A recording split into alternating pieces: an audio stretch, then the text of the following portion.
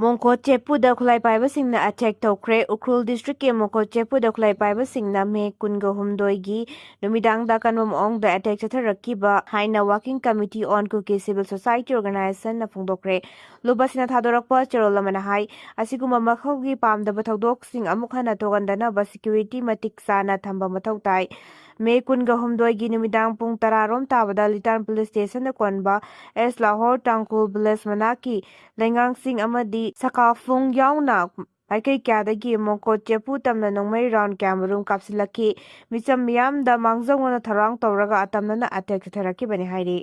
Meitei ga Naga ga Punsinduna Kuki singna fakiba micham taruk kanana ba protest Toukhre militant ki loina bi kamdongna Manipur ge deputy chief minister ohenbano mafam lawtho haina lawkhre Kuki terrorist singna fazin kiba Naga micham taruk kanana ba Meitei pangal amasung Naga punsinaraga Imphal da sober rally ama chatkre protest Toukhre masing yamlaba miyam aduna militant gi loina bi kamdongna Manipur ge deputy chief minister ohenbano mafam lawtho haiba kholaw lawkhre Naga People's Union Imphal na ayuk pung 11:30 rom tarakpada New Chekol da leiba tribal market ta Naga Meitei amasung pangal sing mathang laknaki nupa amasung nupi kaya marum aduna tongan ba wahai singi ba pleka sing paiki pleka sing aduda kuki sing na pakiba micham taru kudakta rescue tawgadabani Manipur lenga ka kudakta mijeng changu achumba wild fangalu amasung micham miyamgi punsi amade lan thungak selu amasung micham miyam da ka henba thawong chathaganu haibana chingba yauri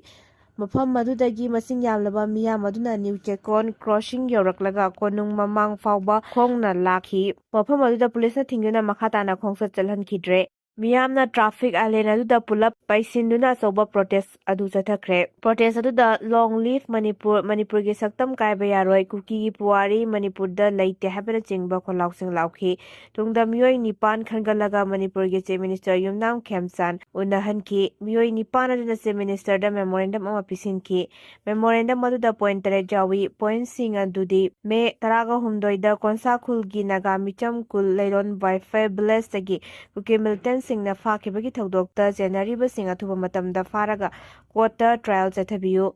pastor ani yauna Naga micham taruk hojik fawba fazinduna thamba jenariba lairon wifi gi chief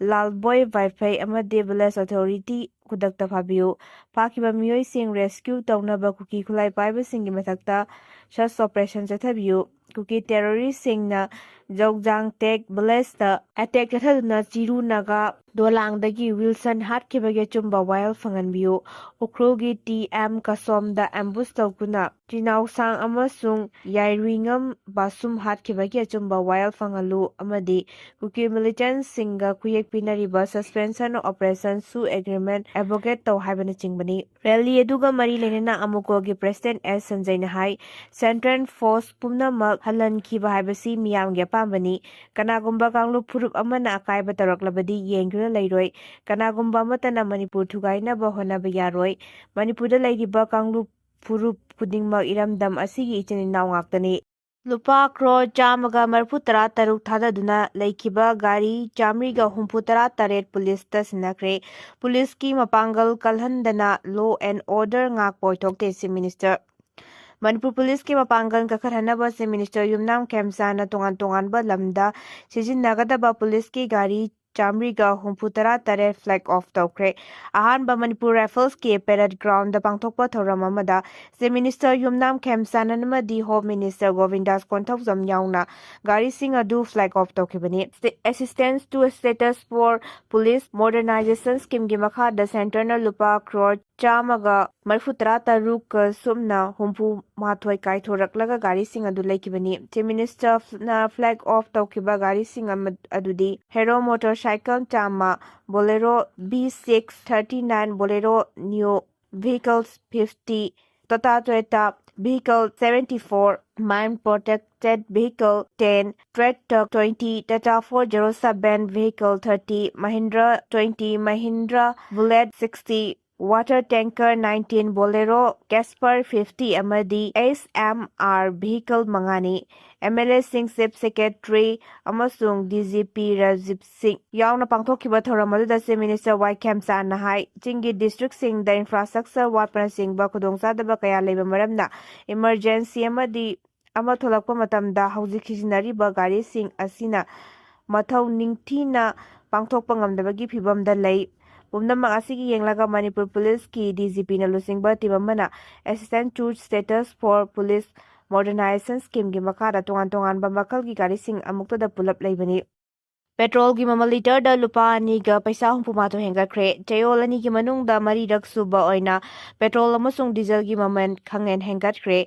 Oil company singna lepkiba matungena petrol liter amada lupa aniga paisa humpuma to amasung diesel liter da lupa aniga paisa humputara mathoi gi chang da hengakhre hengalaba mamalasi ngarang ayuk pung 6 tagi India pumbara chanaba haukhre West Asia da thokliba wathok asina maram moiraga malem da sungdoktriba thau gi mamal wangkhalakpana maram moiraga petroleum products singi maman hengalapani hengalaba anouba mamal asi hapsillaba matungda Imphal da hauzik petrol liter amagi mamal lupa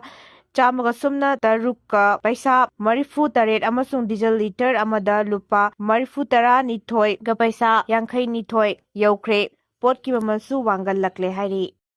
Assam Legislative Assembly the Uniform Civil Code Bill puthokre Cabinet na yaba piraba matungda Assam government na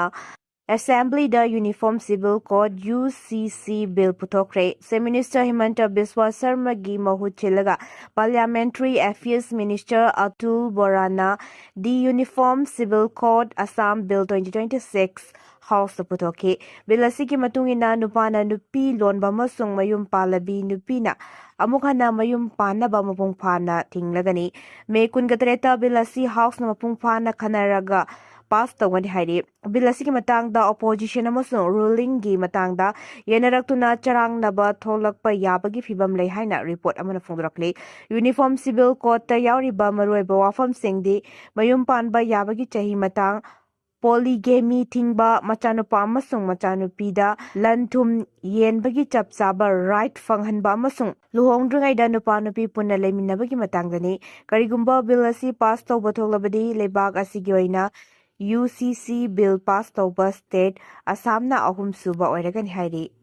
US na MOU gi wafam khara yaningdri Iran ga soknaba lan loisinhanabagi matangda Memorandum of Understanding MOU khuyek pinanaba thorang lokhalabasu MOU da yauriba wafam khara US na yaningdaba phongdokre nakal ani wari sanaduna yasinaba puraknaba honarabasu US na MOU gi clause khara yaningdaba maramna hauji horen lan asi loisingani haiba thajanadre US ki Secretary of State Marco Rubio na hai Washington gi apambadi Iran gi nuclear program gi matang da mapung phana wari sanabadani State of Hormuz hangdoklaba matung da Iran gi nuclear program lefannabagi wari sanabagi wafam da ayaba piraklabadi MOU khuyek pinabada kaiba leite haina mahakna phongdoke Iran gi Foreign Ministry na hauji soknariba lan asi loisinabagi matang da US amasung Iran na MOU khuyek pinabagi tanfam lakle haina phongdokpa leikrabani Foreign Ministry gi spokesman Ismail Radina hai numit kuntrani dagina humpu fawgi manungda nakalanina Close taraga mari yawba MOU ama khuyek pinaraga hauzik chathariba lan asi loisinanaba lakhalagani haiki Pakistan gi awang nongsupta security force na military nipan Hatkhre Pakistan gi awang nongsup thangba Khyber Pakhtunkhwa province ki